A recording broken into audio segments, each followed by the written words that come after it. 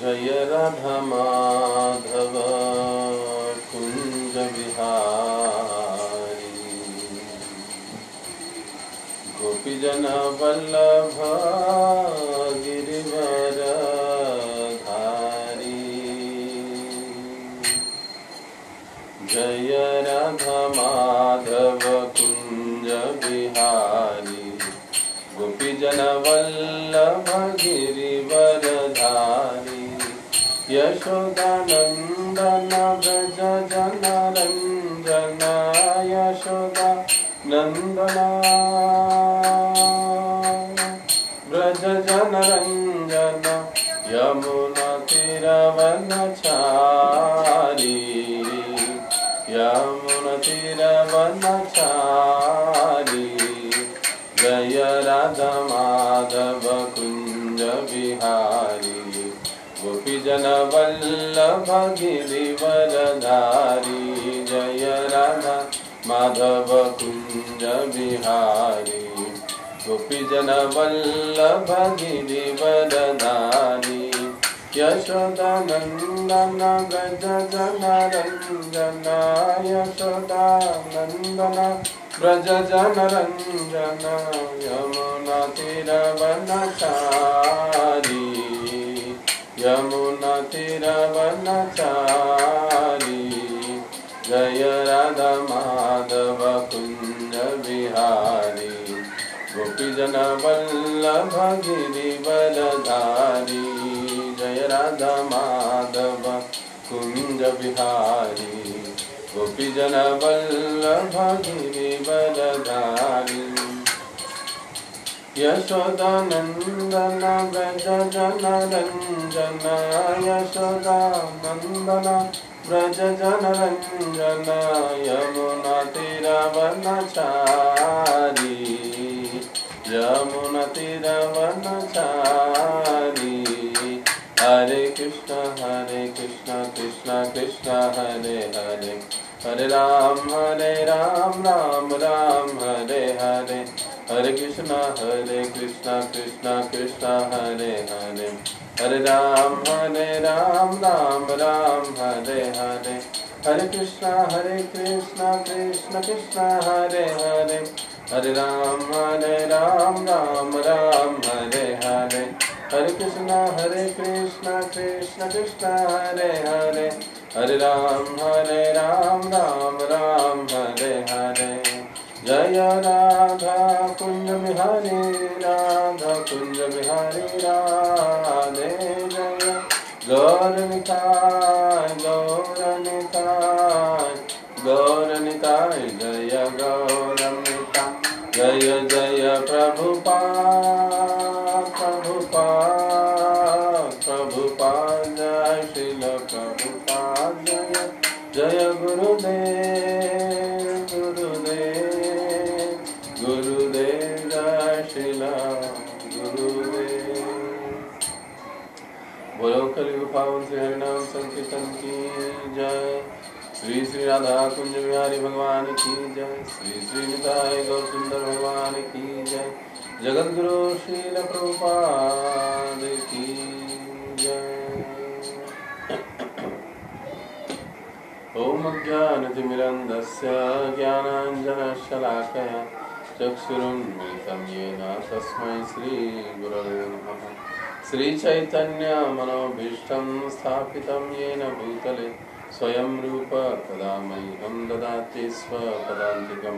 वन्देऽहं श्रीगुरौ श्रीयुतापदकमलं श्रीगुरून् वैष्णवांश्च श्रीरूपं साग्रजातं सहगना रघुनाथान्वितं तं सजीवं साद्वैतं सावधूतं परिजनसहितं कृष्णचैतन्यदेवं श्रीराधा कृष्णपादान् सहगना ललिता श्रीविशाखान्वितांश्च।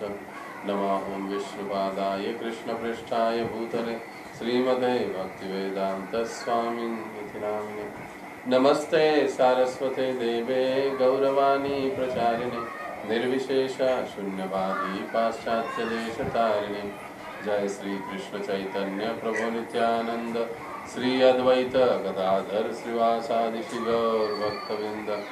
हरे कृष्णा कृष्ण कृष्ण हरे हरे, हरे राम राम राम हरे हरे। मूकं करोति वाचालं पङ्गुं लङ्घयते गिरिं यत्कृपातमहं वन्दे श्रीगुरो दीनकारिणम्।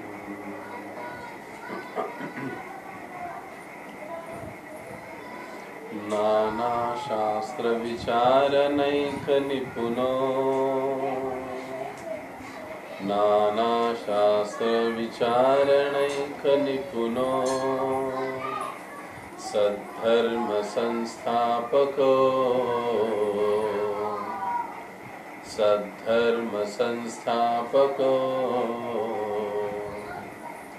लोकानां हितकारिणो त्रिभुवने, लोकानां हितकारिणो त्रिभुवने, मान्या शरण्याकरो, मान्यो शरण्याकरो।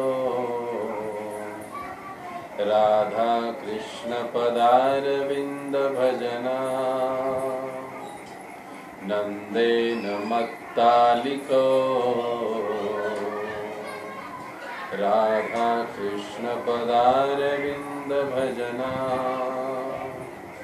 नंदेन मत्तालिको। वंदे रूप सनातनं रघुयुगो, वंदे रूप सनातनं रघुयुगो। श्रीजीव गोपालको, श्रीजीव गोपालको। मैं श्री सनातन गोस्वामी,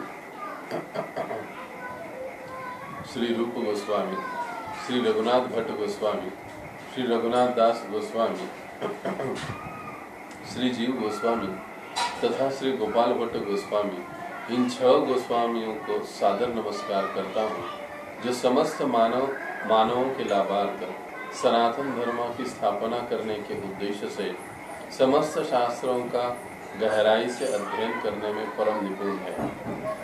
इस तरह वे तीनों लोकों में समादरित है और शरण लेने के योग्य हैं, क्योंकि वे गोपी भाव में निमग्न रहकर राधा कृष्ण की दिव्य प्रेमा भक्ति में सदैव लगे रहते हैं। बोलो श्री षड गोस्वामी प्रभुगण की जय, रूप गोस्वामी पाद की जय। हरे कृष्ण। तो आज की इस भक्ति रसामृत कक्षा में आप सभी भक्तों का हार्दिक स्वागत है। वैसे मैं खेद प्रकट करता हूँ कि पिछले मंगलवार को हमारा क्लास नहीं हो पाया। बाद में हमने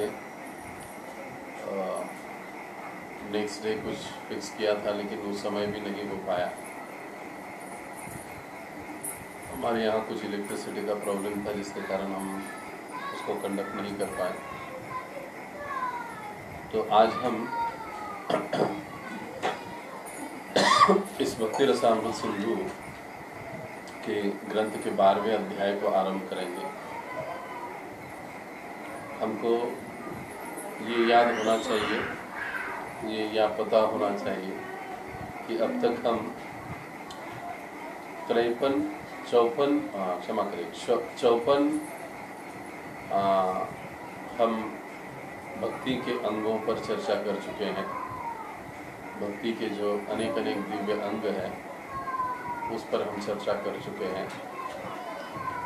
और अब ये जो 12वां अध्याय है, इसमें 55 से लेकर तो 64 तक सारे भक्ति के जो दिव्य सेवा के जो अन्य अंग है, इस पर रूप गोस्वामी पाद चर्चा करने वाले हैं। वैसे कम अधिक मात्रा में इन अंगों को पहले हम संक्षेप में चर्चा कर चुके हैं, लेकिन यहाँ पर पुनः जब रूप गोस्वामी किसी बात को दोहरा रहे हैं, इसका मतलब ही ये है कि इसका महत्व अधिक है, उसको हमें समझना चाहिए। और जो भाव है या भावार्थ है चीज़ों को दोहराने में, उसमें भी थोड़ा बहुत जो अंतर है उसको भी हमें समझना चाहिए। तो हो सकता है आज के इस अध्याय में हमारे पिछले जो हम 54 भक्ति के विविध अंगों पर चर्चा कर चुके हैं उनमें से कुछ होंगे, लेकिन यहाँ पर कुछ भाव, कुछ उदाहरण, कुछ तुलनाएं अलग अलग होगी, उसके माध्यम से हम उसको समझेंगे। तो इस 12वें अध्याय के साथ जो भक्ति के 64 दिव्य अंग हैं वे इस 12वें अध्याय में समाप्त होंगे। तो हम प्रयास करेंगे आज ये पूरा इस अध्याय को संपन्न करने का, ताकि हमारा जो एक सप्ताह बीत चुका है वो उसको भी हम कवर कर पाए। और क्योंकि इसमें से कुछ एक जो बहुत से ऐसे हैं कि पिछली बार हो चुके हैं, तो उसे हम अधिक विस्तारित चर्चा न करते हुए हम पढ़ेंगे और जो कुछ भी नई बातें हैं उसी पर चर्चा करेंगे और हम आगे बढ़ेंगे। तो आइए अध्याय 12वें को हम 12वां अध्याय हम आरंभ करते हैं। दिव्य सेवा के अन्य अंग।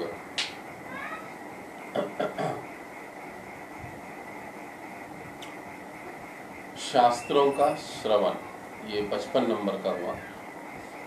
श्रील रूप गोस्वामी के अनुसार कोई भी ऐसी पुस्तक जो भक्ति के अग्रसर होने में प्रकाश डालती है वह शास्त्र मानी जाती है।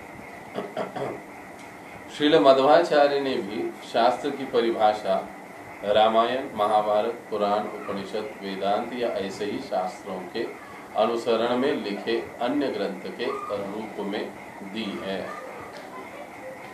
तो ये बड़ा ही महत्वपूर्ण है, शास्त्रों का श्रवण करना।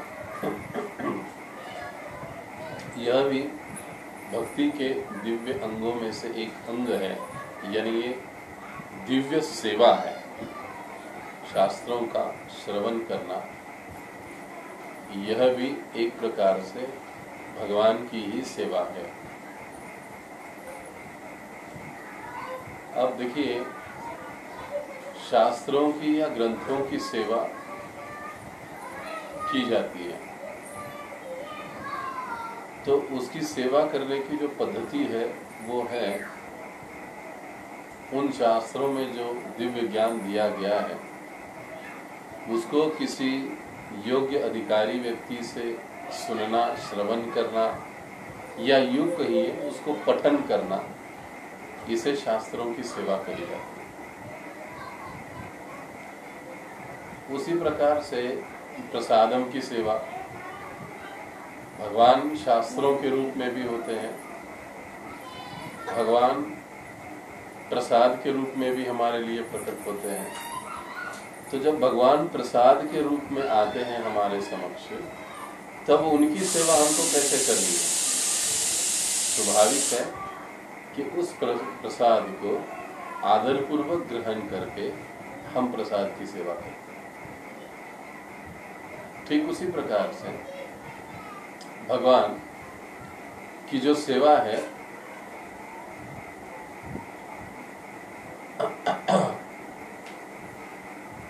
यहाँ पर तो नेट का फ्लो आदि सब कुछ ठीक है। कुछ भक्त लिख रहे हैं कि आपकी आवाज़ कट हो रही है, लेकिन मेरी ओर से रेंज वगैरह सब कुछ ओके है। तो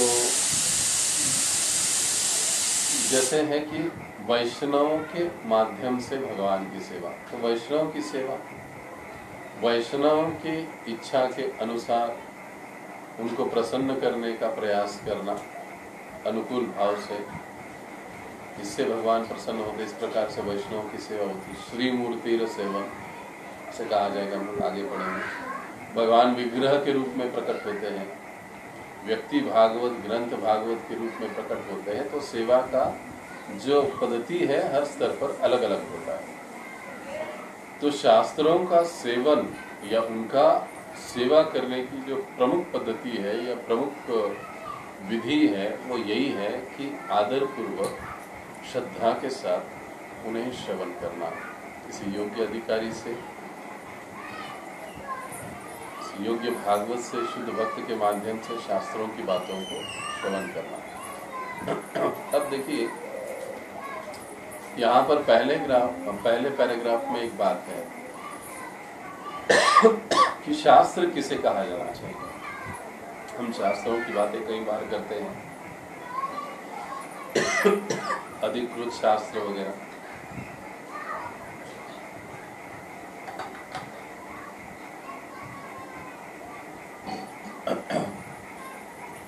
तो उन्हीं ग्रंथों को, उन्हीं पुस्तकों को शास्त्र कहा जाता है जो भक्ति के संबंध में हो, भगवान श्री कृष्ण, भगवान श्री विष्णु के संबंध में हो, उनकी भक्ति, उनकी सेवा के संबंध में हो। ऐसे ग्रंथ, ऐसे पुस्तकों को शास्त्र कहा जाता है। एक बात। दूसरी बात, जब हम शास्त्र कहते हैं तो शास्त्र का मतलब ये नहीं है कि कोई भी व्यक्ति उठकर कोई ग्रंथ लिख दे अपने मन के अनुसार, मत के अनुसार, और उसमें किसी प्रकार के पूर्ववर्ती आचार्यों का मत या उनके विधि विधानों का पालन या उनकी बातों पर कोई चर्चा नहीं, बस मनगढ़ंत बातें हैं। तो ऐसे ग्रंथों को, ऐसे पुस्तकों को हम शास्त्र नहीं कह सकते। दूसरी बात। तीसरी बात कि जो ग्रंथ, जो पुस्तकें, जो शास्त्र अधिकृत गुरु शिष्य परंपरा के माध्यम से नहीं पहुंचते हैं हम तक, उन्हें भी शास्त्र नहीं कहा जा सकता। इसलिए प्राय हम सुनते हैं, भक्तों को चेतावनी देते हैं कि जो अन्य प्रकार की पुस्तकें हैं, प्रवचनें हैं बाहर की, जो संप्रदाय के बाहर की, हमारे संप्रदाय के बाहर की, उन्हें हमें नहीं सुनना चाहिए, नहीं पढ़ना चाहिए, क्योंकि उससे हमारे चित्त में विभ्रम या भ्रम पैदा हो सकता है, चित्त विचलित हो सकता है।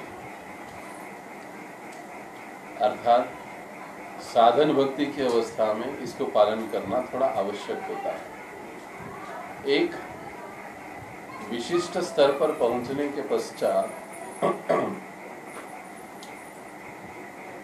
गुरु या अपने वरिष्ठों के आदेश से या उनकी रजामंदी से हम लोग ऐसे कुछ शास्त्रों को पढ़ सकते हैं प्रचार के उद्देश्य से। अगर कहते हैं, बताते हैं हमारे वरिष्ठ कि आपको ये पढ़ना है और प्रचार के उद्देश्य से इसमें कुछ है तो वो तैयार करना है, हमारे लिए नहीं लेकिन उसके खंडन के दृष्टि से, तो फिर उसको पढ़ा जा सकता है। लेकिन साधन भक्ति की अवस्था में हम लोग जहाँ तक है वहाँ तक हमको ये समझ लेना चाहिए कि अन्य संप्रदाय पंथ के जो ग्रंथ है अधिकृत गुरु शिष्य परंपरा से नहीं आए हैं, जो भक्ति के बारे में नहीं बताते हैं, जो कृष्ण या विष्णु के बारे में नहीं बताते हैं, और जो हमारे जो पूर्ववर्ती आचार्य है, जो संत है, उनके अनुसार नहीं है, ऐसे ग्रंथों को, पुस्तकों को हम शास्त्र नहीं कह सकते। इसलिए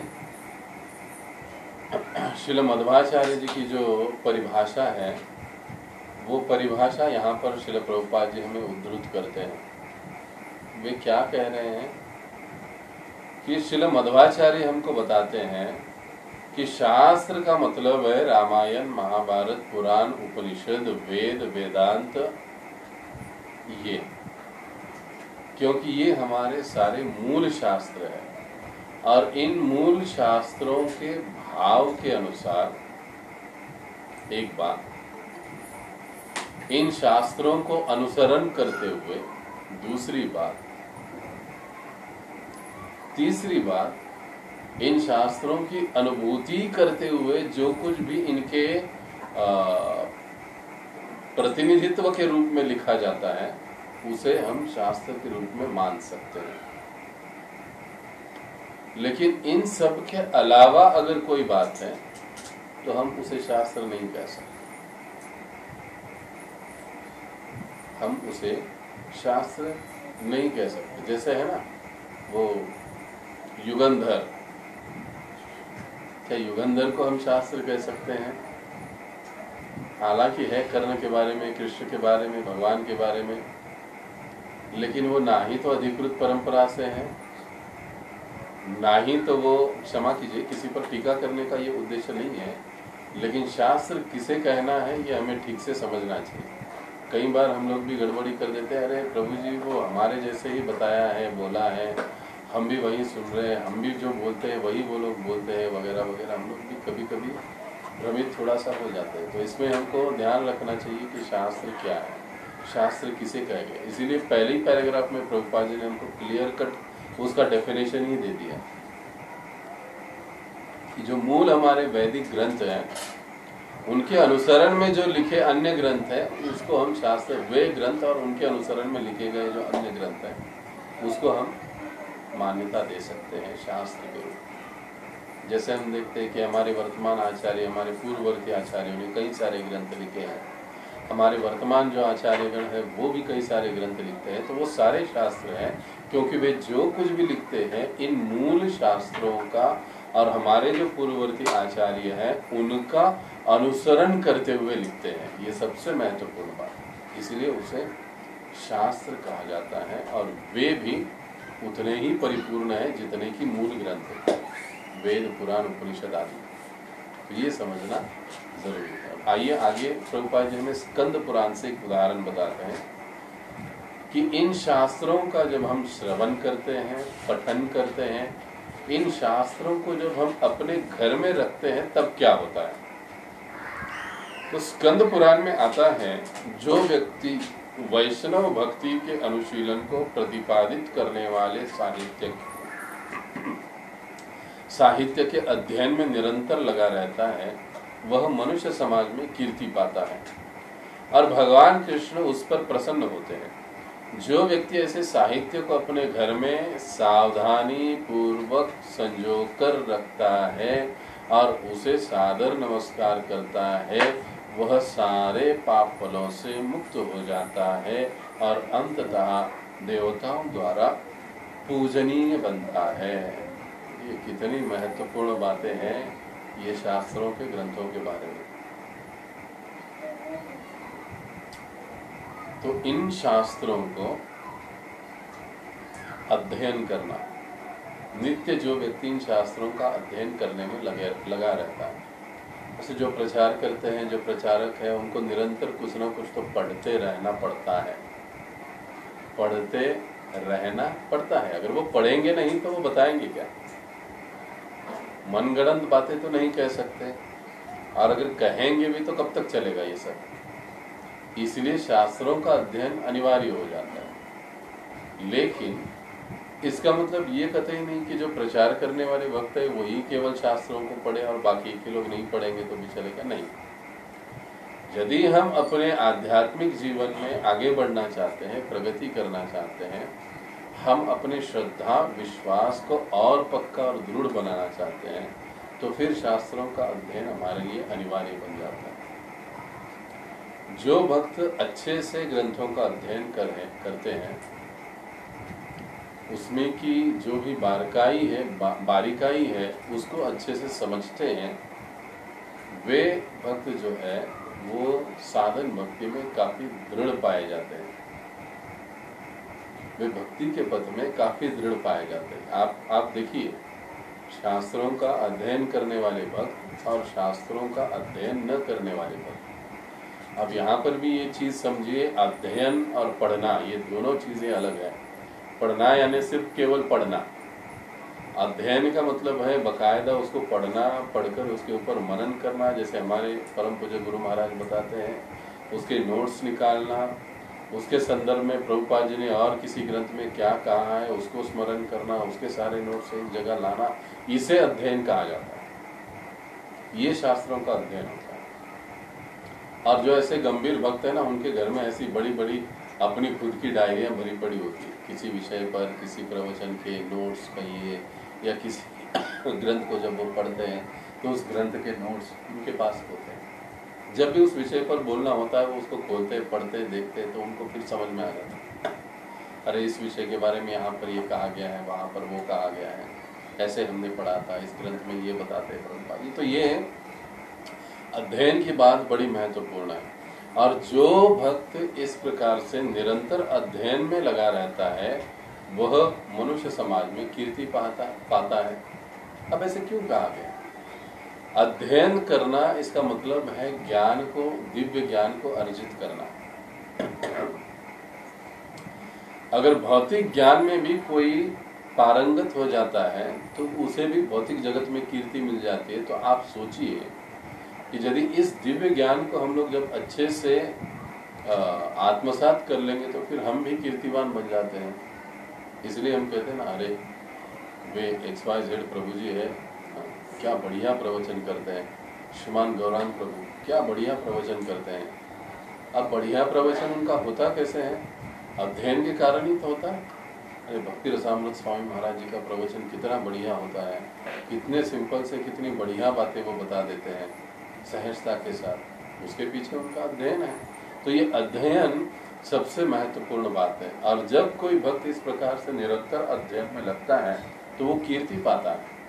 देखिए, ये स्कंद पुराण की बात है, ये ऐसे ही कोई नहीं कह रहा। और जो भी प्रचारक भक्त है वो इसका अपने जीवन में अनुभव ले सकते हैं, अनुभूति ले सकते हैं कि कीर्ति पाते हैं या नहीं पाते हैं अध्ययन जब करते हैं तो। अब दूसरी बात क्या बताई गई है, और भगवान कृष्ण उस पर प्रसन्न होते हैं। यानी जो ग्रंथों का अध्ययन करते हैं तो भगवान श्री कृष्ण उनके ऊपर बड़े प्रसन्न होते हैं, क्योंकि भगवान ने ये सारा गीता भागवत ये जो सारे वैदिक शास्त्र दिए हैं वो दिए किस लिए हैं? ताकि हम जैसे जो भ्रमित और दिग्मूढ़ जो जीव है, जो इस भौतिक जगत में फंसे हैं, वो इन शास्त्रों को, इन ग्रंथों को पढ़कर पुनः भगवान के धाम लौटे। इसी उद्देश्य से तो भगवान ने दिए हैं। और जब भगवान देखते हैं कि मैंने जिस उद्देश्य के साथ ये ग्रंथ दिया है, ये भक्त उसको अच्छे से पढ़ रहा है और समझ रहा है, समझने की कोशिश कर रहा है, तो भगवान प्रसन्न होते हैं। अरे ये तो मेरे उद्देश्य के लिए बराबर से कार्य कर रहा है, तो भगवान उसके ऊपर प्रसन्न होते हैं। और इसीलिए जो ग्रंथों का अध्ययन करता है, यानी जो दिव्य ज्ञान को आत्मसात करने की कोशिश करता है, तो भगवान की कृपा से वो सारा ज्ञान उसमें उतर जाता है। नहीं तो कई बार हम लोग ऐसे भी सुनते हैं, प्रभु जी पढ़ते हैं लेकिन याद नहीं रहता है, समझ में नहीं आता है, कहाँ चला जाता है पता नहीं, समझ में बातें नहीं आती है। ऐसे क्यों होता है? क्योंकि शास्त्रों का अध्ययन, जैसे भगवत गीता के पार्श्वभूमि में ही प्रभुपाद जी, इंट्रोडक्शन में ही प्रभुपाद जी कहते हैं, जिस प्रकार से गीता का अध्ययन होना चाहिए वैसे ही हर शास्त्र का अध्ययन पूरे श्रद्धा के साथ, पूरे विश्वास के साथ, और विशेष रूप से उस ग्रंथ और ग्रंथकर्ता के प्रति विशेष आदर के साथ होना चाहिए। तभी जाकर उस ग्रंथ का जो दिव्य ज्ञान है वो हम आत्मसात करने में सफल हो सकते हैं या सफल हो जाते हैं।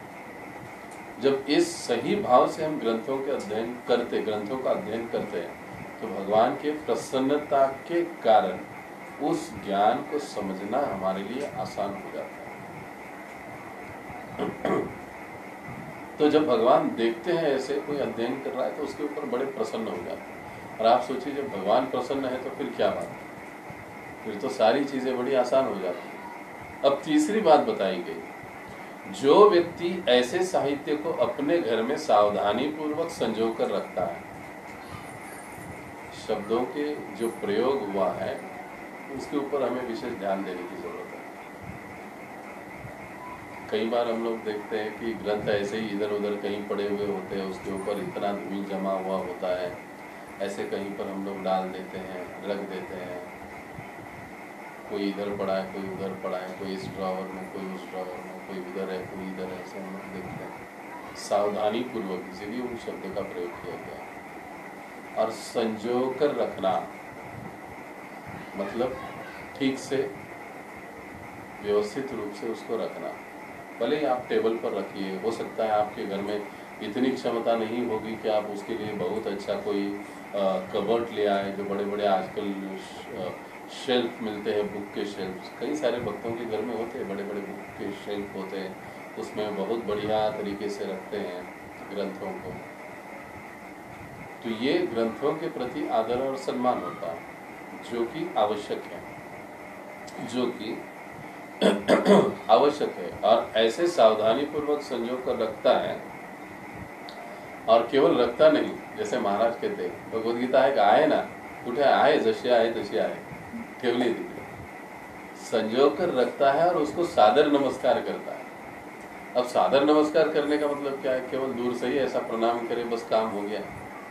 जैसे हमने कहा कि प्रसाद की सेवा उसको ग्रहण करने से होती है, उसी प्रकार से ग्रंथों की सेवा उनको पढ़ने से, उनको अध्ययन करने से होती है। तो इन ग्रंथों को हमें प्रतिदिन कुछ समय निकालकर देकर पढ़ने की कोशिश करनी चाहिए। क्या पढ़ा है, क्या नहीं पढ़ा है। एटलीस्ट हफ्ते में 1-2 दिन, बहुत हम लोग बिजी हैं तो एटलीस्ट हफ्ते में हमको ऐसा कुछ 1-2 दिन तय करना चाहिए कि भाई हफ्ते में 2 घंटा में पढ़ूंगा, 4 घंटा में पढ़ूंगा। जिसको रोज संभव है वो रोज पढ़ सकते हैं, लेकिन हफ्ते में मिनिमम 2-3 घंटा पढ़ना तो अनिवार्य है। तभी हम प्रभुपाद जी को प्रसन्न कर पाएंगे। नहीं तो आप सोचिए, प्रभुपाद जी ने इतने कष्ट करके ये सारे ग्रंथ हमारे लिए दिए हैं और हम लोग इसको पढ़ते नहीं है, बस लाकर ऐसे ही रख देते हैं घर में। अच्छा, लाते भी क्यों हैं? कई बार काउंसलर लोगों का प्रेशर होता है, कई बार किसी कारणवश हम लोग ले लेते हैं, लेकिन पढ़ते नहीं है। तो आप सोचिए प्रभुपाद जी को कितना दुख होता होगा कि अरे कितनी मेहनत करके मैंने ये ग्रंथों को लिखा है और ये भक्त लोग तो मेरे अभी पढ़ते ही नहीं इन ग्रंथों को। और जब प्रभुपाद जी हमसे खुश नहीं होंगे तो फिर हमारे आगे की आध्यात्मिक प्रगति कैसे हो पाएगी। इसलिए ये जरूरी है कि इन ग्रंथों का हमें गहराई से अध्ययन भी करना चाहिए, उसको नमस्कार करना चाहिए। और चौथी बात बताई गई है, जब वो इस प्रकार से शास्त्रों के साथ, ग्रंथों के साथ व्यवहार करता है तो वो सारे पाप फलों से मुक्त होकर देवताओं द्वारा पूजनीय बन जाता है। ये कितनी बड़ी बात है। यानी शास्त्रों को केवल रखने से, अध्ययन करने से इतने सारे लाभ मिल जाते हैं। प्रचार करने की तो बात आगे अलग ही है उस ज्ञान पे। तो ये श्रवण की जो बातें हैं, जब हम श्रवण शास्त्रों को करते हैं तभी हम प्रचार कर पाएंगे। इसलिए श्रवण बहुत आवश्यक चीज़ है। जब हमें ऐसे लगना चालू हो जाता है कि नहीं अभी हमको कुछ सुनने की ज़रूरत नहीं है, अब हमने बहुत पढ़ लिया, तो समझ लेना चाहिए कि आध्यात्मिक जीवन में गड़बड़ी आरंभ हो गई। श्रवण के लिए कान हमेशा, महाराज जसं सांगतात, आतुर होना चाहिए। कान आपले भगवंतांच्या लीला कथा ऐकण्यासाठी प्रत्येक क्षणी आतुर असले पाहिजे। भक्तीचं ज्ञान आणि प्रशिक्षणाच्या बद्दल ऐकण्यासाठी आपले कान नेहमी आतुर असले पाहिजे। अगर हमको ऐसे लगता है कि नहीं अब मैंने बहुत कर लिया, बहुत पढ़ लिया, तो फिर हमें सावधान होने की जरूरत है। और अंतिम अब भागवतम में से एक उदाहरण प्रभुपाद जी हमको देते हैं कि श्रीमद् भागवत के 12वें स्कंद में कहा गया है, श्रीमद् भागवत समस्त वेदांत दर्शन का सार है। जो व्यक्ति किसी न किसी तरह श्रीमद् भागवत के अध्ययन में अनुरक्त हो गया है, उसे अन्य साहित्य पढ़ने में कोई आनंद, स्वाद नहीं आता।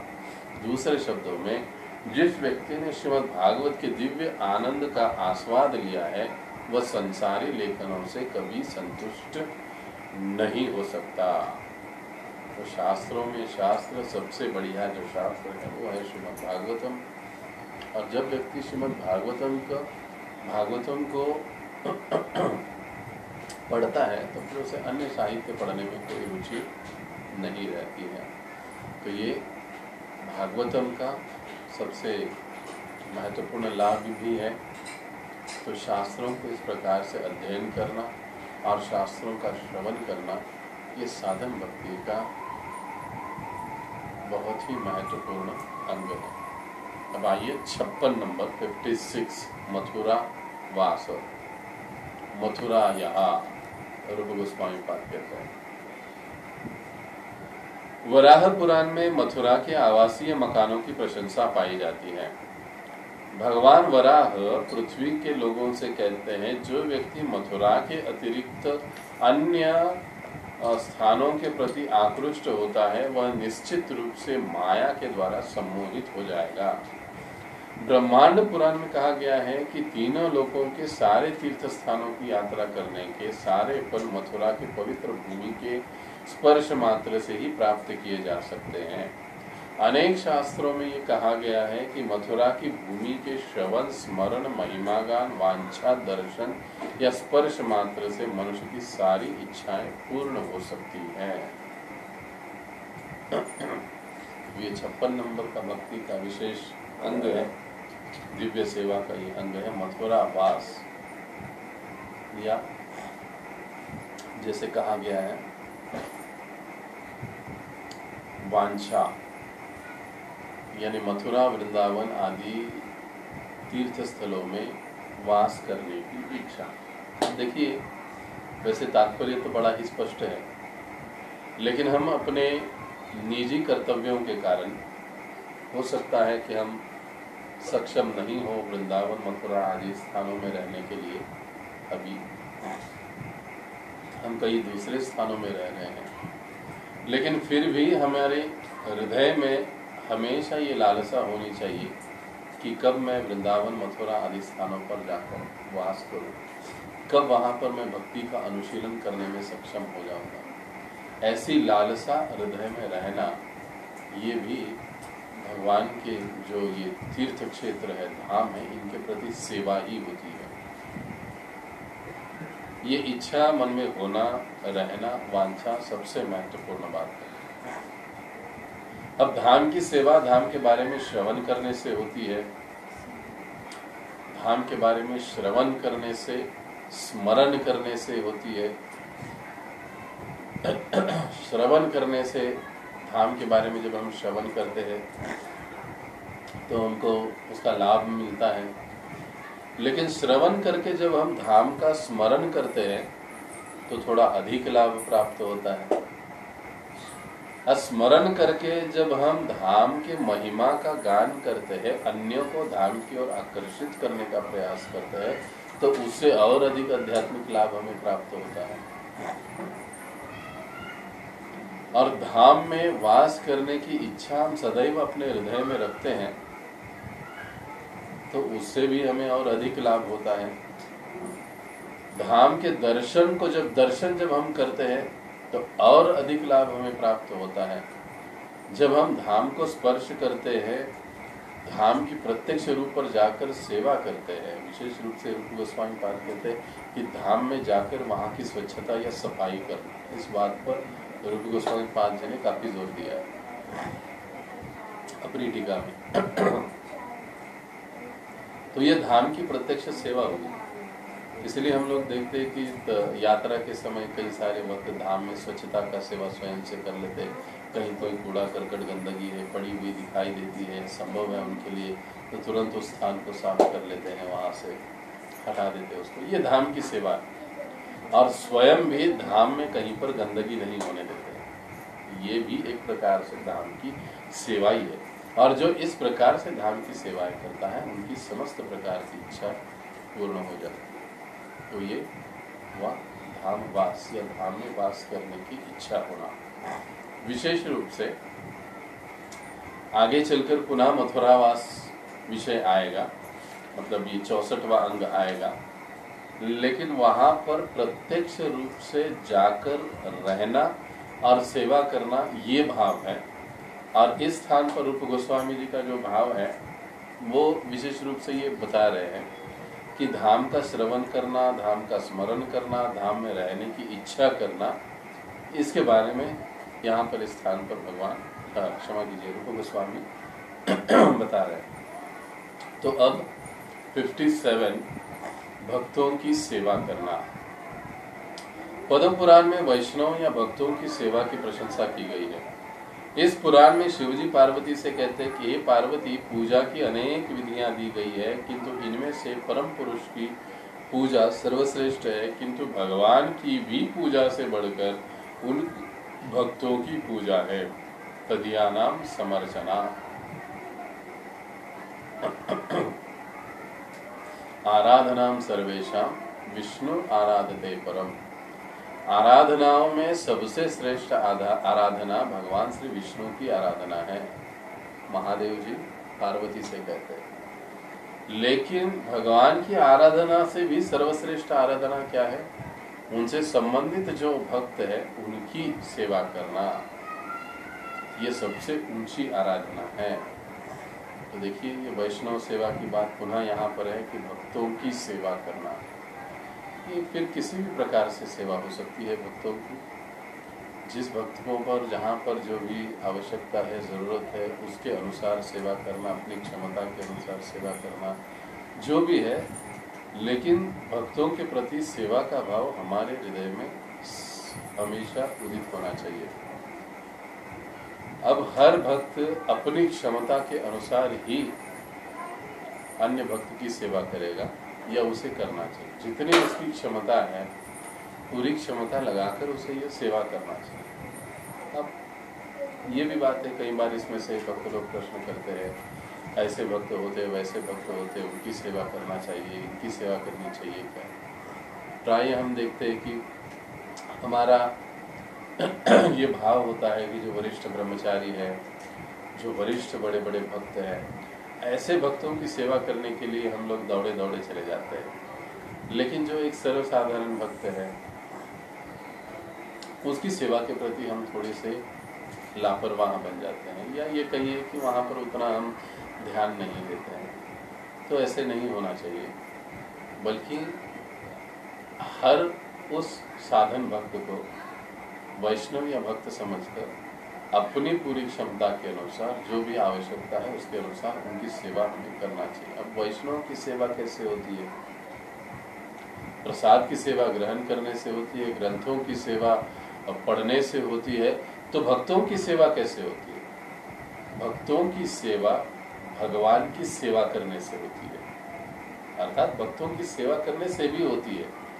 लेकिन जो एक वास्तविक वैष्णव होते हैं वो सबसे अधिक प्रसन्न तब होते हैं जब वो देखते हैं कि उनके साथ के जो भी भक्त हैं वे भगवान की बहुत अच्छे प्रकार से सेवा कर रहे हैं, भगवान का प्रचार बहुत अच्छे प्रकार से कर रहे हैं। तो ये उनके लिए बड़े प्रसन्नता की बात होती है। ये आप स्वयं अनुभव कर सकते हो, अनुभूति कर सकते हो। ये उनके लिए सबसे प्रसन्नता की बात होती है। तो वैष्णव की सेवा इस प्रकार से हम भगवत भक्ति का प्रचार करके कर सकते हैं। उनकी मतलब उनकी व्यक्तिगत सेवा करके कर सकते हैं।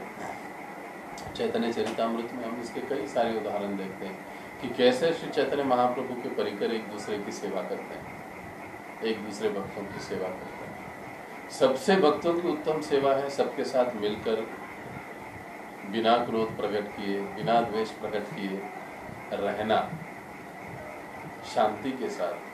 ये भक्त समूह में वैष्णव की बहुत अच्छी सेवा है। तो इसके लिए हमें अधिक से अधिक प्रयास करना चाहिए। इस प्रकार से श्रीमद् भागवत में भी तीसरे स्कंद में ऐसा ही कथन मिलता है, मैं भक्तों का निष्ठावान सेवक बनना चाहूंगा, क्योंकि इनकी सेवा करने से भगवान के चरण कमलों की अनन्य भक्ति प्राप्ति की जा सकती है। भक्तों की सेवा समस्त भौतिक संतापों को कम करने वाली है और भगवान के प्रति गहन भक्ति या प्रेम उत्पन्न करती है। भक्तों की सेवा, इसलिए भगवान भी कहते हैं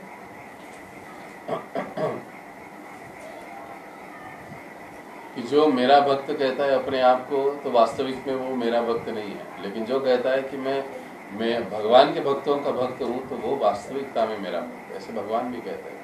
तीन बात यहाँ पर बताई जाती है कि हमें भक्तों का निष्ठावान सेवक बनना चाहिए। भागवतों का, शुद्ध भक्तों का, जो भी वैष्णव है, गंभीर साधक है, उनका हमें निष्ठावान भक्त बनने की कोशिश करनी चाहिए। ऐसे करने से हम भगवान को बड़े ही सहजता के साथ प्रसन्न कर पाते हैं। ये महत्वपूर्ण है। स्कंद पुराण में भी ऐसे कहा गया है कि जिसके शरीर पर शंख चक्र गदा और पद्म के चिन्ह रूप की तिलक लगे रहते हैं और जो अपने सिर पर तुलसी दल धारण करते हैं तथा जिनके शरीर गोपी चंदन से सदैव अलंकृत रहते हैं, उनका एक बार भी दर्शन करने से दर्शक सारे पाप कर्मों से मुक्त हो जाता है। भक्तों की सेवा करना, इसका मतलब भक्तों का दर्शन करना। भक्तों की सेवा करना इसका मतलब भगवान की सेवा करना, उनका प्रचार करना, भगवान की कथा लीलाओं का। और भक्तों की सेवा मतलब उनकी व्यक्तिगत वपु सेवा हो, वाणी सेवा हो, उसी प्रकार से उनको सेवा करना अनुकूल भाव से। श्रीमद् भागवत के पहले स्कंद में ऐसा ही कथन मिलता है, भक्त के पास जाने, उसके चरण कमल छूने या उसे आसन देने से मनुष्य सारे पाप कर्मों के फलों से मुक्त हो जाता है। कि एक जो भक्त है, जो अच्छा भक्त है, गंभीर भक्त है, तो सभी को वैसे तो जो भक्ति के नए नए पथिक भी है, तो ऐसे भक्तों को भी यदि हम उनका आदर आतिथ्य हम अच्छे से करते हैं, प्रेम पूर्वक करते हैं, उनको आसन देते हैं, जल देते हैं, प्रसाद अर्पण करते हैं, चरण कमल छूते हैं, छूते मतलब दंडवत प्रणाम करते हैं, तो हम सारे पाप कर्मों से मुक्त हो जाते हैं। इसमें कोई संशय नहीं है। अब ये भागवत की बात है। यहाँ तक कि ऐसे वैष्णव के कार्यकलापों के स्मरण से ही मनुष्य अपने परिवार सहित शुद्ध हो जाता है। ऐसे जो भक्त जो निरंतर अपनी सेवा में, भगवत सेवा में लगे रहते हैं, उनके कार्यों का स्मरण करने से परिवार के साथ व्यक्ति शुद्ध हो जाता है। तो फिर उसकी प्रत्यक्ष सेवा करने के विषय में क्या कहा जाए? अगर किसी को ऐसे व्यक्ति का, भक्त का प्रत्यक्ष सेवा करने का अवसर मिले तो फिर क्या बात है, उसके जैसा भाग्य तो फिर किसी का नहीं। आदि पुराण में साक्षात भगवान कृष्ण अर्जुन को संबोधित करते हैं, हे पार्थ, जो अपने को मेरा भक्त बताता है वो मेरा भक्त नहीं है, लेकिन जो अपने को मेरे भक्त का भक्त बतलाता है असल में वही मेरा भक्त है। कोई भी व्यक्ति भगवान के पास सीधे नहीं पहुंच सकता है, उसे शुद्ध भक्तों के माध्यम से उन तक पहुंचना चाहिए। इसलिए वैष्णव आचार पद्धति में मनुष्य का पहला कर्तव्य किसी भक्त को गुरु के रूप में स्वीकार करना और उसकी सेवा करना होता है। बड़ी महत्वपूर्ण बात है। सीधे सीधे यहाँ पर शिक्षा गुरु, इनका यहाँ पर हमें जिक्र होता है कि वैष्णव पद्धति में मनुष्य का पहला कर्तव्य किसी भक्त को गुरु के रूप में स्वीकार करें। दीक्षा गुरु भी हो या शिक्षा गुरु, दोनों के बारे में ये बात लागू होती है। तो इनको स्वीकार करना चाहिए गुरु के रूप में।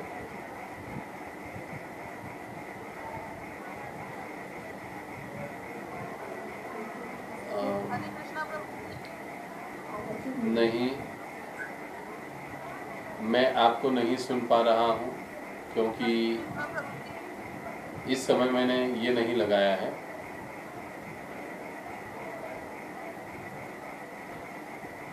अगर कोई बात है तो इनको म्यूट कर दो। जो शिल्पी नाम से कोई है उनको म्यूट कर दो।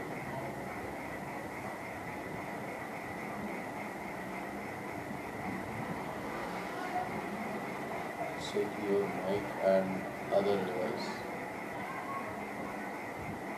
ओके, क्लियर हुआ। किसी का माइक चालू था शायद से, तो कोई डिस्टरबेंस होगा उसके कारण। देखो एक बार चेक करो, सबके माइक बंद है क्या? तो ये ज़रूरी है कि उनको गुरु के रूप में स्वीकार करें और उनकी हमें सेवा करनी चाहिए। श्रील रूप गोस्वामी कहते हैं कि भक्ति रसामृत सिंधु में विभिन्न शास्त्रों से दिए गए सारे उद्धरण महान आचार्य तथा भगवत भक्तों को मान्य है। अब वो क्या कह रहे हैं? रूप गोस्वामी बात कहते हैं कि जो भी शास्त्रों से सारे उद्धरण दिए गए, बातें बताई गई हैं, वो उनको एज इट इज स्वीकृत है, मान्य है। तो ये महत्वपूर्ण बात है। तो इस प्रकार से भक्तों की सेवा करना ये भी भक्ति का एक बड़ा ही महत्वपूर्ण अंग है और हर भक्त को प्रयास करना चाहिए कि किसी न किसी भक्त की हम सेवा करें। फिर आप प्रसाद के रूप में किसी की सेवा कर सकते हो, किसी की कोई व्यक्तिगत आवश्यकता के रूप में सेवा कर सकते हो, किसी को कोई ग्रंथ पढ़ाकर या कोई टॉपिक किसी को समझ में नहीं आया है वो उन्हें समझाकर उनकी सेवा कर सकते हो। ऐसे किसी भी वैष्णव या भक्त की आप सेवा कर सकते हो। लेकिन हमें ये प्रयत्नशील रहना चाहिए इसके लिए कि हम किसी न किसी वैष्णव या भक्त की सेवा करते रहें। अब अगला है 58, अपने पद के अनुसार भगवान की सेवा करना। श्री मूर्तेर सेवनम, सेवया कि पद के अनुसार का इसका सीधा मतलब है कि अपनी क्षमता के अनुसार। पद्म पुराण में कहा गया है कि मनुष्य को चाहिए अपनी आर्थिक स्थिति के अनुसार विभिन्न उत्सवों को संपन्न करे। हर व्यक्ति को चाहिए कि भगवान के विभिन्न उत्सवों एवं समारोहों को अवश्य मनाएं। तो ये पुनः आगे भी पुनः इसका विस्तारित ये रूप आएगा। तो हर भक्त को जो भी उत्सव है भगवान के विविध, उसको मनाने की अपनी क्षमता के अनुसार कोशिश करनी चाहिए। अपने घरों, अपने स्थान पर। अभी तो ये लॉकडाउन कोरोना के कारण एक अच्छा मौका है, नहीं तो कई बार फेस्टिवल्स होते हैं तो हम लोग मंदिर में चले जाते हैं, लेकिन घर पर अब है तो घर पे रहकर भगवान का अभिषेक करना, भगवान को 56 भोग करना, लगाना, उनकी अलग प्रकार से सेवा करना, ये सारी चीज़ें हमें अपने क्षमता के अनुसार, आर्थिक स्थिति के अनुसार करते रहना चाहिए। क्योंकि इनको करते रहने से ही हमारे हृदय में भगवान के प्रति का जो अनुराग है वो आहिस्ता आहिस्ता उत्पन्न होगा। अब अगला 59 नंबर, कार्तिक में भक्ति करना।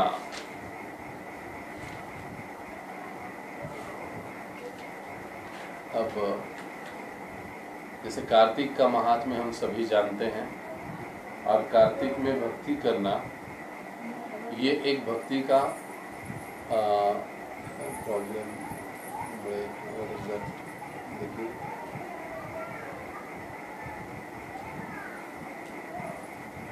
प्रभु जी रेंज प्रॉब्लम है, मीटिंग अर्धावर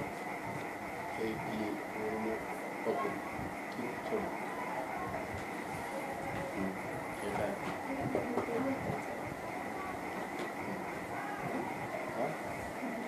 साढ़े 8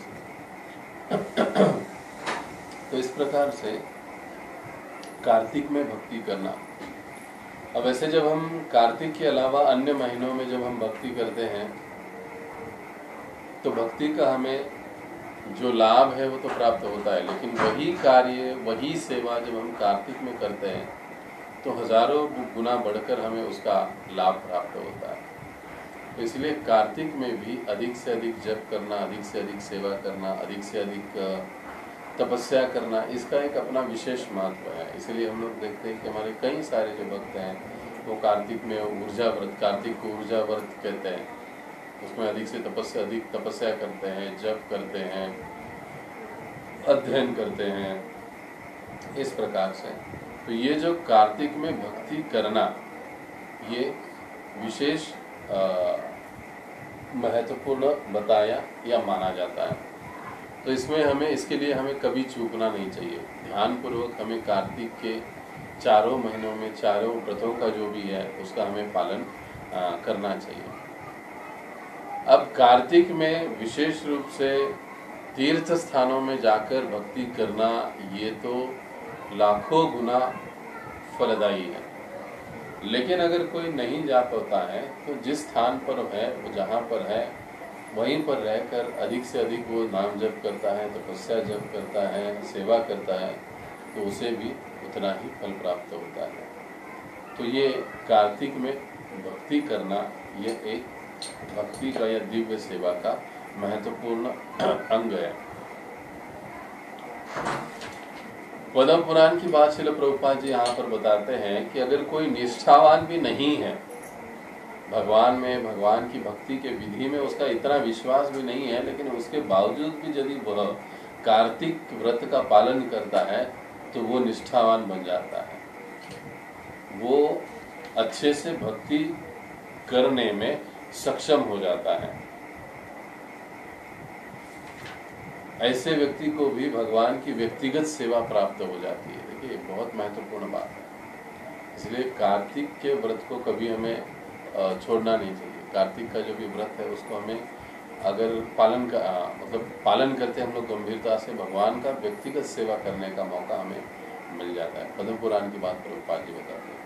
तब आगे 60 नंबर,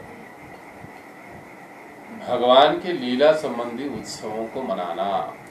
अब जैसे पहले बताया तो जो भगवान का आविर्भाव है दिवस उनको मनाना, रामनवमी है, जन्माष्टमी है, गौर पूर्णिमा है, नित्यानंद त्रयोदशी है, आदि आदि जो उत्सव फेस्टिवल, गोवर्धन पूजा है लीला संबंधी, दामोदर मास का उत्सव मनाना, ये सारे लीला संबंधी उत्सवों को जो मनाते हैं तो वे बड़े ही सहजता के साथ भगवान को प्रसन्न कर लेते हैं, ये सारे लोग। इसलिए जितना हो सके हमें भगवान की इन लीला संबंधी उत्सवों को मनाना चाहिए। जैसे गोवर्धन पूजा है, दामोदर लीला है, या शरद पूर्णिमा है, भगवान की चंदन लीला है, चंदन यात्रा है। ऐसी जो लीलाएं हैं भगवान की, उनको हमें मनाना चाहिए। इनको मनाने मात्र से हमारे शरणागति में बढ़ोतरी होती है। भविष्य पुराण का यह कथन इसका प्रमाण है कि भगवान के विविध उत्सवों को मनाने से भगवान अवश्य ही प्रसन्न हो जाते हैं।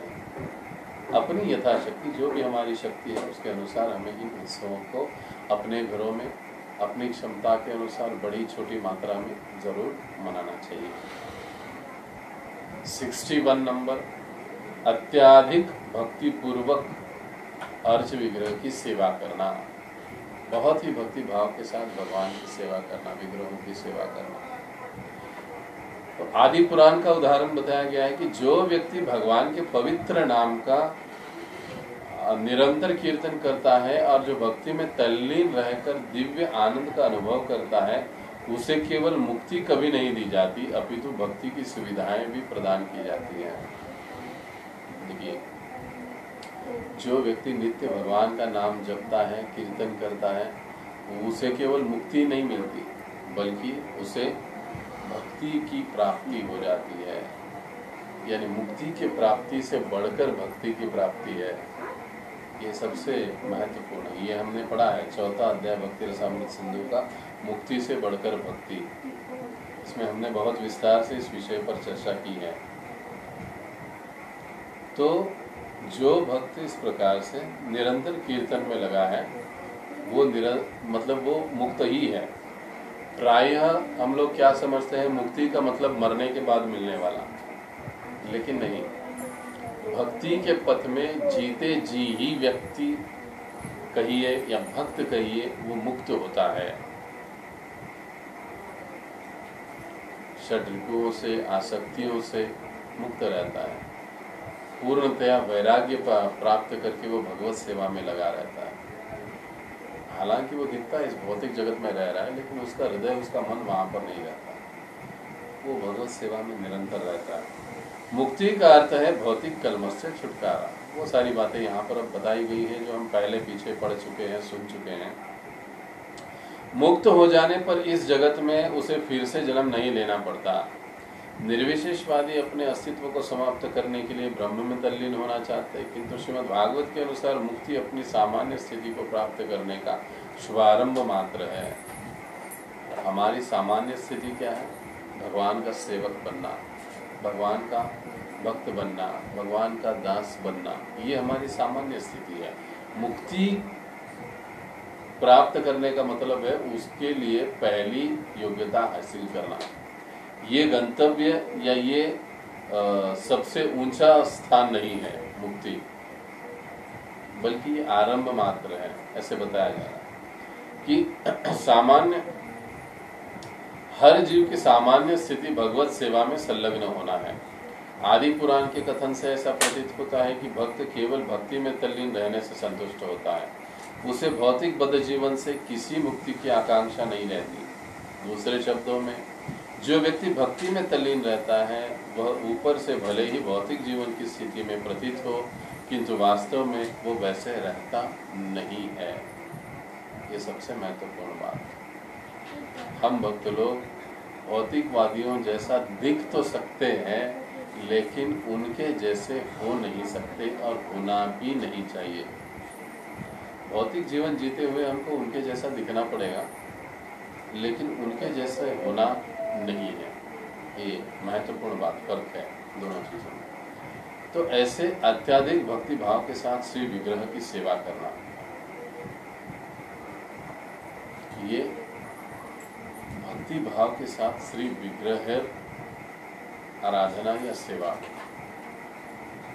भक्ति भाव के साथ इसका क्या मतलब है? विशेष रूप से हम भागवतम में कई स्थानों पर देखते हैं कि गृहस्थों को विग्रह सेवा का विशेष आदेश दिया जाता है कि गृहस्थों को विग्रह सेवा में अपने आप को संलग्न रखना चाहिए।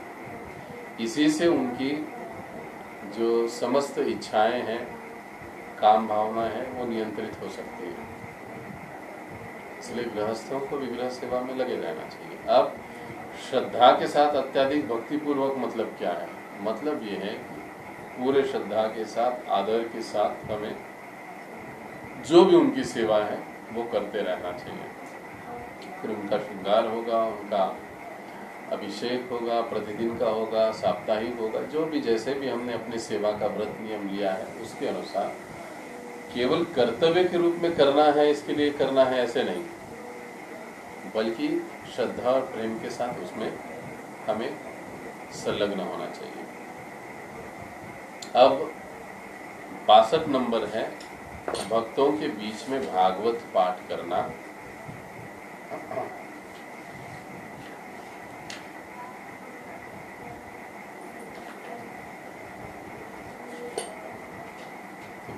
भक्तों के बीच में आकर श्रीमद् भागवत का पढ़ना, भागवत को सुनना। अब यहाँ पर मैं आपको एक बात बता दूं कि ये जो आगे के हैं ये हमने पिछले कई बार हम चर्चा कर चुके हैं, तो आप इसको पढ़िए और पढ़ने के बाद भी अगर आपको कुछ समझ में नहीं आ रहा है तो अगली कक्षा में आप मुझे उसके संबंध में प्रश्न पूछ सकते हो। तो हम उसको पढ़ने में इतना समय नहीं लगाएंगे, बल्कि हम सीधा उसके ऊपर संक्षेप में चर्चा करके आगे बढ़ेंगे। तो भक्तों के बीच में भागवत का पाठ करना या भागवत को पढ़ना, ये एक भक्ति का महत्वपूर्ण अंग है। एकांत में पढ़ना ये बात अलग है और भक्तों के साथ पढ़ना ये बात अलग है। इसलिए भागवतम स्टडी सर्कल है ना, कई सारे स्थानों पर ये चलता है, भागवत कक्षाएं, भागवत स्टडी सर्कल। कई सारे भक्त जिनको भागवत में रुचि है एकत्रित आते हैं, भागवत को पढ़ते हैं और पैराग्राफ वाइज पढ़कर उसके ऊपर चर्चा करते हैं। प्रभुपाद जी क्या कहें, नारद मुनि क्या कहते हैं, इस प्रकार से वो चर्चा करते हैं, भगवान की लीलाओं को सुनते हैं, समझने की कोशिश करते हैं। अगर कोई उनमें वरिष्ठ भक्त है तो वो भी उनको समझाने में मदद करते हैं। अगर नहीं है तो 4-6 भक्त, 8-10 भक्त एकत्रित आकर केवल भागवत के पठन को जारी रखते हैं, पढ़ते हैं। तो भक्तों के बीच में आकर भागवत का श्रवण करने से या पठन करने से भागवत को समझना आसान हो जाता है। और ये तो जैसे सर्वविदित बात है कि भागवत को व्यक्ति भागवत से ही सुनना चाहिए, तो उसी प्रकार से हमें भक्तों के बीच में व्यक्ति भागवत के पास जाकर हमें भागवत को सुनना चाहिए। तो अगला है प्रगत भक्तों की संगति करना। पुनः वही देखिए, रिपीटेशन नहीं है, इन बातों के महत्व को समझाया जा रहा है कि प्रगत भक्तों की संगति करना। अब इसके ऊपर भी हम भक्तों का संग, इस विषय पर हम उपदेशामृत के समय चर्चा कर चुके हैं। अब भक्ति रसामृत सिंधु में भी हम दूसरे तीसरे अध्याय में इस पर चर्चा कर चुके हैं। तो अब इसकी इतनी गहराई में हम लोग नहीं जाएंगे, आप पढ़िए और अगर इसमें से कुछ समझ में नहीं आ रहा तो फिर आप अगली कक्षा में मुझे पूछिए। प्रगत भक्तों की संगति करना। अब भक्तों की संगति में एक पॉइंट महत्वपूर्ण है, तो मैं कई बार कहते रहता हूँ, हम लोग ऐसे ही भक्तों की संगति करना पसंद करते हैं जो हमारे जैसे हैं, हमसे मिलजुल कर रह सकते हैं, या मेरा नेचर उनका नेचर एक जैसा है। मैं भी थोड़ा ढीला हूँ, वो भी थोड़े ढीले हैं, तो हम दोनों की जोड़ी अच्छी जमेगी। मुझे भी ये चीज़ अच्छी लगती है, उनको भी ये चीज़ अच्छी लगती है, बड़बड़ करना, बकबक करना, तो फिर हमारी जोड़ी अच्छी लगेगी। हम जो संगति करने की कोशिश करते हैं ऐसे लेवल पर करते हैं, और इसीलिए हम लोग देखते हैं कि कई बार आध्यात्मिक जीवन में प्रगति नहीं हो पाती। बल्कि हर साधक भक्त को करना ये चाहिए कि उससे जो अधिक गंभीर और प्रगतिशील भक्त है उसकी संगति में उसको समय बिताना चाहिए, उसकी संगति उसको करना चाहिए। अगर हम ऐसा करेंगे तभी और केवल तभी हम आध्यात्मिक जीवन में आगे बढ़ पाएंगे, नहीं तो हम उसी स्तर पर घूमते रहेंगे। वो भी, आप भी मेरे जैसे, मैं भी आपके जैसा, और फिर वही ठेलम ठेला चलता रहेगा। तो हम आध्यात्मिक जीवन में आगे नहीं बढ़ पाएंगे, नहीं प्रगति कर पाएंगे। तो इसलिए प्रगत भक्तों की संगति करना, गंभीर भक्तों की संगति करना, यही लालसा और इच्छा हमें रखनी चाहिए। ऐसे नहीं कि अपने स्वभाव के अनुसार, अपनी आवश्यकता के अनुसार भक्तों की संगति करें, ऐसे नहीं करना चाहिए। अब है अगला, भगवान नाम का संकीर्तन करना। आई थिंक 63, भगवान नाम का संकीर्तन करना। कुछ तो शायद से यहाँ पर आगे पीछे हुआ है, 55 से या 54 से आरंभ हुआ होगा इस अध्याय में। तो भगवान नाम का संकीर्तन, जो कि श्री चैतन्य महाप्रभु द्वारा महामंत्र हमें मिला है, हरे कृष्ण महामंत्र, उस पर हमें अधिक बल या जोर देना चाहिए। श्रीमद् भागवतम के उदाहरण से प्रभुपाद जी समझाते हैं कि यदि कोई व्यक्ति हरे कृष्ण महामंत्र के संकीर्तन में पूरी तरह अपने आप को अनुरक्त रखता है, तो ये समझ लेना चाहिए कि उसने सिद्ध अवस्था प्राप्त कर ली है, परम सिद्ध अवस्था उसने प्राप्त कर ली। लेकिन अनुरक्त होना ये बहुत बड़ी बात है।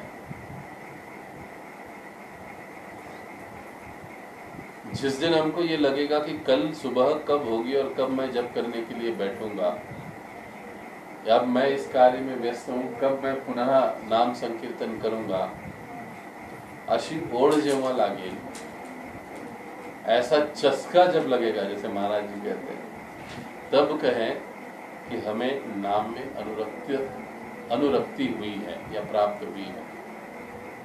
तो ये नाम में अनुरक्ति होना ये बहुत बड़ी बात है।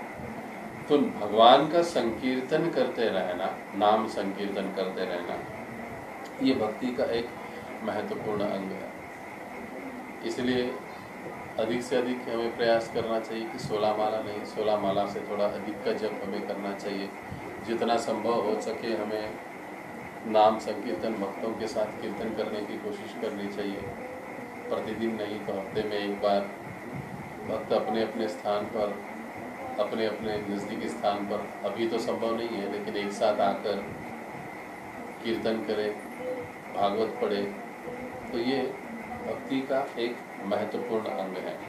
अब ये हरे कृष्ण महामंत्र के कीर्तन के बारे में कई सारी बातें यहाँ पर बताई गई हैं, जो कि हम पिछले 12 अध्याय तक पहुँचते हम कई बार सुन चुके हैं। इसलिए मैं जानबूझकर इसको रिपीट नहीं कर रहा हूँ, लेकिन ये आपका होमवर्क है कि इसको आपको घर में पढ़ना है, और पढ़ने के बाद जो भी आपके प्रश्न हैं, बस प्रश्न लिख लीजिए और अगली कक्षा में पूछिए। मैं बार बार इसको दोहरा रहा हूँ। और अब पुनः यहाँ पर आया है 64 मथुरा वास। यहाँ पर रूप गोस्वामी पाद हमको बताते हैं कि पद्म पुराण में मथुरा द्वारका जैसे पवित्र स्थानों में रहने का जो महत्व है, उसका हमें वर्णन मिलता है, और उसमें बहुत सी बातें बताई गई। विभिन्न तीर्थ स्थानों की यात्रा करने का अर्थ है भवबंधन से छुटकारा प्राप्त करना, किंतु यह छुटकारा सर्वोच्च सिद्धावस्था नहीं है। इस मुक्तावस्था को प्राप्त करने के बाद भगवान की भक्ति में लगना होता है। ब्रह्मभूत अवस्था प्राप्त करने के बाद मनुष्य भक्ति में और अधिक अग्रसर हो सकता है।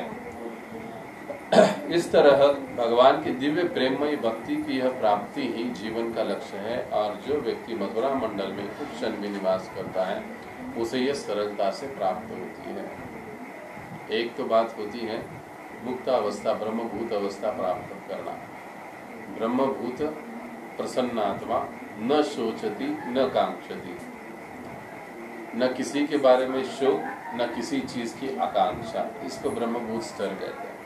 लेकिन यही काफी नहीं है, इसके आगे बढ़कर है भक्ति, भगवान की सेवा, भगवान के भक्तों की सेवा। इस पर हम चर्चा कर रहे हैं। जब हम इन कार्यों में लगते हैं,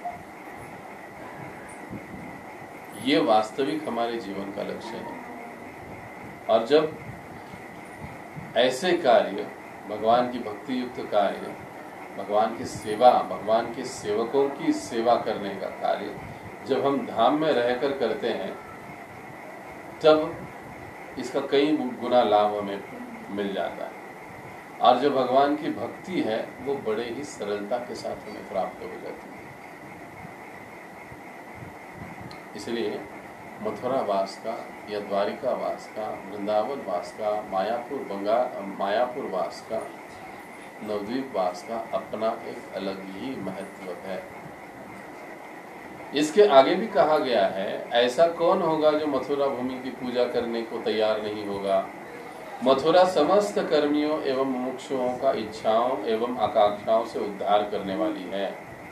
मथुरा उन भक्तों की इच्छाओं को अवश्य पूरा करेगी जो केवल भगवत भक्ति में ही तल्लीन रहने के आकांक्षी है।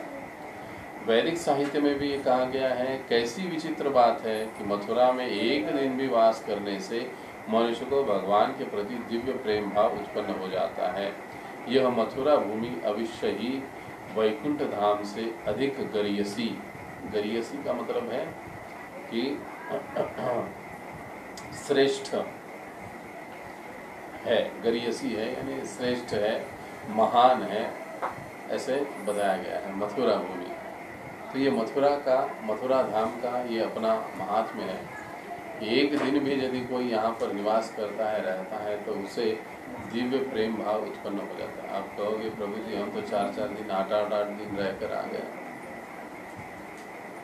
लेकिन ये जो शास्त्रों की बातें हैं ये अतिरंजित बातें नहीं है, अतिशयोक्ति की बातें नहीं है।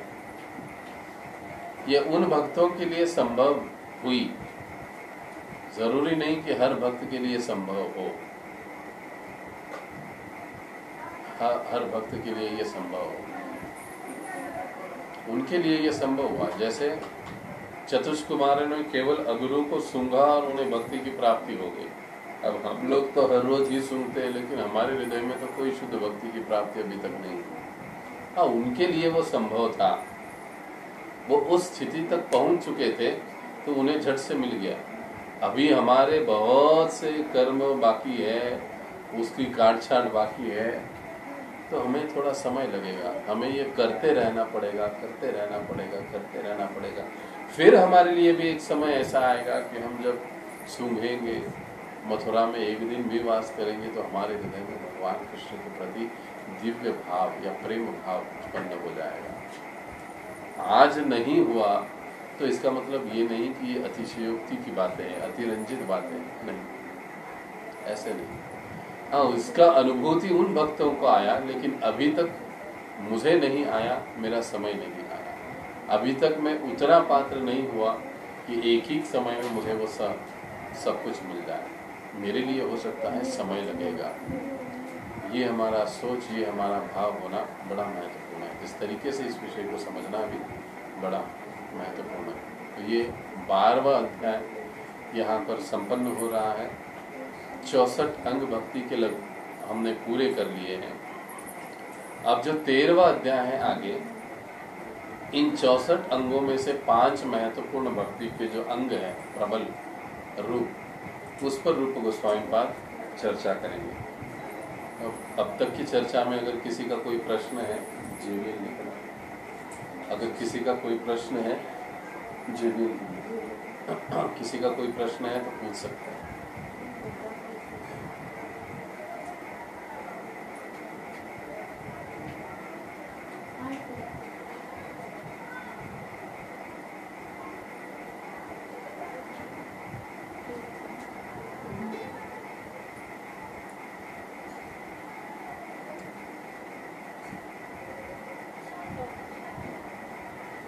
हरे कृष्णा। अगर इसके बारे में किसी का कोई प्रश्न है तो पूछ सकते हैं।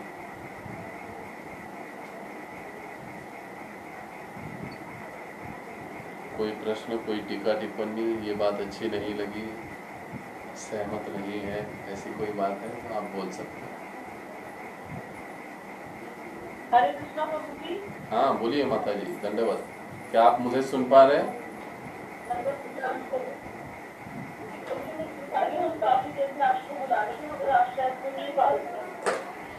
हाँ, मेरा एक प्रश्न है। एक मेरे को पैराग्राफ समझ में नहीं आया, प्लीज आप इसको एक्सप्लेन कर दीजिए। भक्तों की सेवा करना हेडिंग है, उसमें 3rd पैराग्राफ है।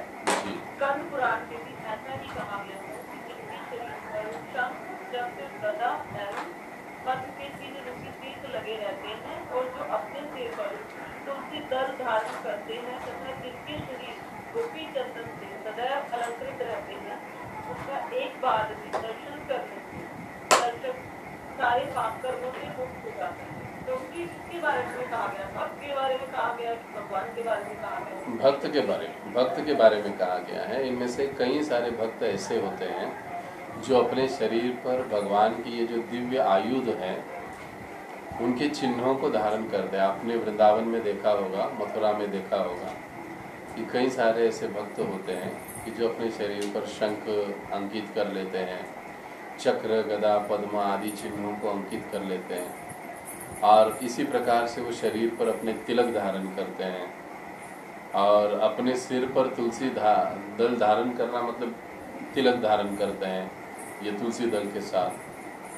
और जिनका शरीर सदैव गोपी चंदन से अलंकृत रहता है, मतलब शरीर के 13 भागों पर वो नित्य रूप से चंदन या तिलक लगाते हैं। ऐसे भक्तों का एक बार भी यदि कोई दर्शन करता है तो वो सारे पाप कर्मों से मुक्त हो जाता है। ये भक्त के बारे में बताया गया है। अब इसमें 2 बातें हैं। हाँ, इसमें अब 2 बातें हैं। कई बार हमने ये देखा है कि कई बार भक्त लोग शरीर पर इस प्रकार से चित्र तो करते हैं लेकिन उसके पीछे का भावना थोड़ा सा अलग होता है। लेकिन एनीवे किसी न किसी प्रकार इनके वो प्रकार भगवान के इन दिव्य चिन्हों को अपने शरीर पर धारण करने मात्र से ही ये शरीर भगवान की सेवा में अर्पित है ऐसे समझा जाता है। और ऐसे भक्तों का जो ऐसे तिलक चिन्ह धारण किए हैं, गंभीरता से भक्ति में सेवा में लगे हैं, ऐसों का दर्शन करने मात्र से ही दर्शक पापों से मुक्त हो जाता है। अब किसी ने फैशन के लिए ये सारा किया होगा तो उनकी बात यहाँ पर बिल्कुल नहीं हो रही है, क्षमा कीजिए मुझे। ये बात भक्तों के बारे में ही ये पैराग्राफ बताया जा रहा है। और कभी इसके ऊपर ही ठीक सेकंड पैराग्राफ में बताया गया है, भक्तों की सेवा भौतिक संतापों को कम करने वाली है और भगवान के प्रति गहन भक्ति प्रेम उत्पन्न करती है। इसमें भक्तों की सेवा मतलब अभी जैसे कि जो बाकी बिहारी टेम्पल है वो श्री हरिदास परंपरा से उसको जोड़ा जाता है कि उनसे प्रसन्न होकर भगवान ने बाकी बिहारी विग्रह उत्पन्न हुआ था श्री हरिदास परंपरा से। तो फिर वहाँ पर उन्होंने अपनी ही परंपरा चला ली है श्री हरिदास परंपरा से। तो क्या ये सही, ये ऐसे बताया गया कि भक्तों की सेवा जैसे उन्होंने किसी भक्त से प्रसन्न होकर भगवान का नाम लिया और उन्होंने भगवान का नाम छोड़कर वो उनके गुरु का नाम ही लेना शुरू कर दिया और भगवान को रख दिया। तो एक्सप्लेन कीजिए। देखिए, ऐसे कुछ भ्रांति या कुछ विभ्रम वाली चीज़ें हमको दिखाई देती है, लेकिन कई बार इन चीज़ों को हम सही से न समझ पाने के कारण अपराध होने की संभावना भी अधिक होती है। इसलिए जब हम श्रवण पर चर्चा कर रहे थे तो हमने इसी बात को हमने दोहराया था कि जिस परंपरा से हम जुड़े हैं हम केवल उन्हीं चीज़ों पर ध्यान दें और जो बाकी की चीज़ें हैं भले ही वो हमारे गौड़ीय संप्रदाय से मिली जुली हो या एक साथ दिखाई देते हो या और भी बहुत सी बातें जैसे हम मायापुर में देखते अलग अलग संप्रदाय हैं या कई बार हम वृंदावन में भी देखते हैं अलग अलग संप्रदाय हैं। कई बार हम देखते हैं कि वो हमसे जुड़े हुए हैं लेकिन फिर भी थोड़ा सा अलग है। तो इन चीज़ों को ध्यान न देते हुए हमें ये प्रयास करना चाहिए कि जहाँ पर जिस संप्रदाय में जिस अपने गुरु परंपरा से हम जुड़े हैं उसे ही हम अच्छे से फॉलो करें, उसी को ध्यान दें। अब जहाँ तक सेवा की बात आती है तो ऐसे जो भी कुछ अलगाववादी बातें दिखाई देती है तो हमें इसकी आवश्यकता नहीं है कि हम वहाँ पर जाकर उनके लिए सेवा दें। इसकी कोई आवश्यकता नहीं है क्योंकि प्रभुपाद जी ने हमको इतना सब कुछ सेवाएं और सारी चीज़ें हमें इस्कॉन में ही उपलब्ध करवा दी है, यही हमारे लिए बहुत हो जाएगा अगर हम करें। लेकिन फिर भी अगर हमारी कोई श्रद्धा है, कुछ हमारा विश्वास है वहाँ पर प्रति, अगर हम कुछ करना चाहते तो वहाँ तक बात ठीक है, लेकिन ऐसे सोर्स से या ऐसे स्रोत से हमें श्रवण नहीं करना चाहिए, सुनने का प्रयास हमें बिल्कुल नहीं करना चाहिए। बल्कि अगर कुछ सेवा की बात है, उनकी कुछ आवश्यकता है और हमारी इच्छा है, हमारी क्षमता है, तो ऐसा सेवा करके हमें करने में कोई दिक्कत नहीं है, लेकिन श्रवण से बचना चाहिए। तो ऐसे भक्तों की भी सेवा हो सकती है, लेकिन बड़े ही रेयर केस में, ऐसे हर बार नहीं होना चाहिए। अब दूसरी बात है कि जो पैराग्राफ में आपने जो लाइन पढ़ी है भक्तों की सेवा, अब देखा जाए तो सभी भक्त हैं, चाहे वो अन्य संप्रदाय से हो, बाकी बिहारी में हो, तो उनकी भी आवश्यकता है। और ऐसे संप्रदाय के भी कुछ भक्तों का यदि अगर हमसे कुछ संपर्क है, संबंध है और कुछ सेवा की बात आ रही कर रहे हैं, तो इट्स ओके, ठीक है, लेकिन उनसे हमें श्रवण नहीं करना चाहिए। भक्तों की सेवा हर हाल में करना या भक्तों की सेवा करना, ये शास्त्र के विरोध की बात कभी नहीं हो सकती है। जो वैष्णव है, जो भक्त हैं, उनकी सेवा होनी ही चाहिए। लेकिन अगर उस सेवा से हमारी चित्त में विभ्रम उत्पन्न हो रहा है या कुछ ऐसी कुछ बातें उत्पन्न हो रही है,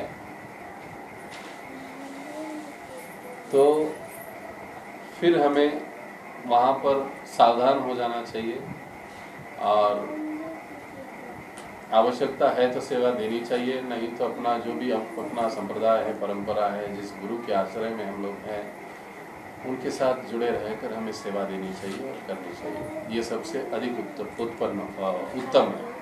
और जब ऐसे हम लोग सेवा करते हैं तो भक्तों की सेवा से हम तापों से मुक्त हो जाते हैं। इसका मतलब क्या है? भौतिक संताप। क्योंकि जब हम भगवान के भक्तों के संतापों को कम करते हैं तो स्वाभाविक रूप से भगवान स्वयं ऐसे भक्तों के संतापों को, तापों को दूर कर देते हैं। क्योंकि भगवान इससे अधिक प्रसन्न होते हैं कि कोई व्यक्ति उनके भक्तों के ताप को, संकट को कम करने में लगा हुआ है। यही कारण है कि ऐसे भक्तों की सहायता फिर स्वयं भगवान करते हैं। कई सारे संतों के जीवन चरित्र में हम इस बात को देखते हैं। और यही कारण है कि भगवान के भक्तों की सेवा करने से भगवान के प्रति प्रेमा भक्ति उत्पन्न हो जाती है। इसके सबसे उत्तम उदाहरण हमारे नारद मुनि जी हैं, जिन्होंने भक्ति वेदांतों की सेवा 4 महीने कार्तिक पूरे मास में, चातुर्मास के पूरे महीने में उन्होंने उनकी सेवा की, उनका उच्छिष्ट ग्रहण किया और उन्हें भगवान के प्रति एक प्रेम भक्ति की प्राप्ति हो गई। तो ये आवश्यक है। लेकिन जहाँ पर हम सेवा दे रहे हैं, जब ऐसे अलग परंपरा या कुछ बातें होती है, तो उस स्थान पर हमें सावधान होना ही चाहिए। और सीधी सी बात है कि जब हम एक स्थान पर ऑलरेडी जुड़े हुए हैं, तो फिर अन्य स्थानों पर हमें ध्यान देने की क्या आवश्यकता है? हमारा पूरा चित्त, हमारा पूरा ध्यान अपने गुरु श्रील प्रभुपाद जी, उनकी प्रसन्नता के लिए, और हमारे जो भी आराध्य है, हो सकता है किसी के राधा गोविंद हो गए, किसी के राधा माधव हो गए, जैसे जिस स्थान पर जो मंदिर, जो विग्रह है, जिस नाम से भगवान है, उनकी प्रसन्नता के लिए हमें अपना पूरा समय, अपना पूरा शक्ति लगाने का प्रयास करना चाहिए। ये सबसे उत्तम है। बाकी कौन ऑथेंटिक है, कौन नहीं है, उसकी गहराई में हमें जाने की ज़्यादा आवश्यकता नहीं है, उससे कुछ हासिल भी नहीं होता है। क्लियर माता जी? हरे कृष्णा। प्रश्न मेरा इसलिए था कि कोई हमारे जानकार थे तो वो उनकी परंपरा को फॉलो करते हैं, तो जो उनकी इच्छा हुई तो वो बता रहे थे कि उनका इच्छा के बाद 12 जगह पर तिलक हुआ। तो प्रश्न आया, मैं ये पूछूँ क्या है, मेरे को समझ में नहीं आया था। मैं उसको फॉलो नहीं कर रही, मतलब ये है कि अगर हमें कोई ऐसा मिल जाता नहीं, एक चीज है इसमें, नहीं इसमें एक देखिए, आप इसको फॉलो कर रहे हो, तिलक लगाते हैं, लगाते हैं, ये तो पूछते हैं कि आप इस परंपरा को फॉलो करते हैं, तो हमें थोड़ा सा बताना पड़ता है अपने बारे में। तो जब उन्होंने तिलक लगाया तो हम पूछते हैं कि आप कहाँ से, मेरी अभी रिलेशन नहीं, जब मिलते हैं तो पूछते हैं। तो मेरे मन में ये सवाल आया कि मैं भी पूछूं ये please okay okay okay okay. मगर क्या कहते हैं ये चीजें वो सारी जो चीजें इसमें बताई गई है ना, जैसे कि शरीर पर अलग अलग चीजें धारण करते हैं, तिलक लगाते हैं अलग अलग जगह पे, तो ये सारी चीज मेरे से क्रॉस वेरीफाई हो रही थी उनके साथ, तो मैंने पूछा हाँ आपने इसको क्लियर किया कि जी वो ज्यादा अच्छा होता है। हरे कृष्ण। ओके बोलिए माता जी। हरे कृष्ण। हाँ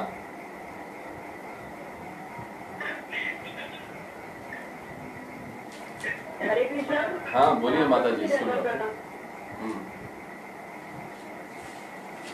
किसी का माइक चालू है तो उनका मन कर लो। ये हरि बोल आवाज आ रही है? हाँ आ रही है माता जी। थोड़ा सा ये जो वल्लभ संप्रदाय इसका बता दीजिए, ये भी वैसे प्रामाणिक है ना वल्लभ संप्रदाय?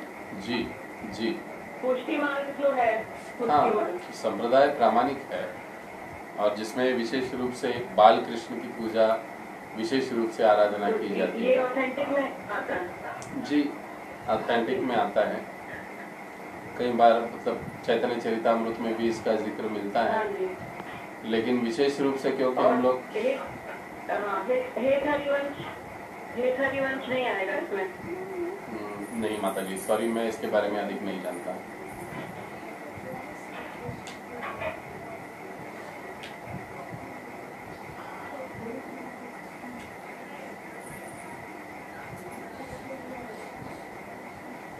हरे कृष्णा।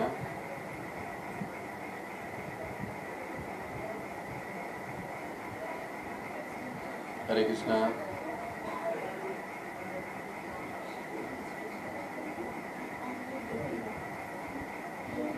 हाँ जी ठीक है प्रभु जी।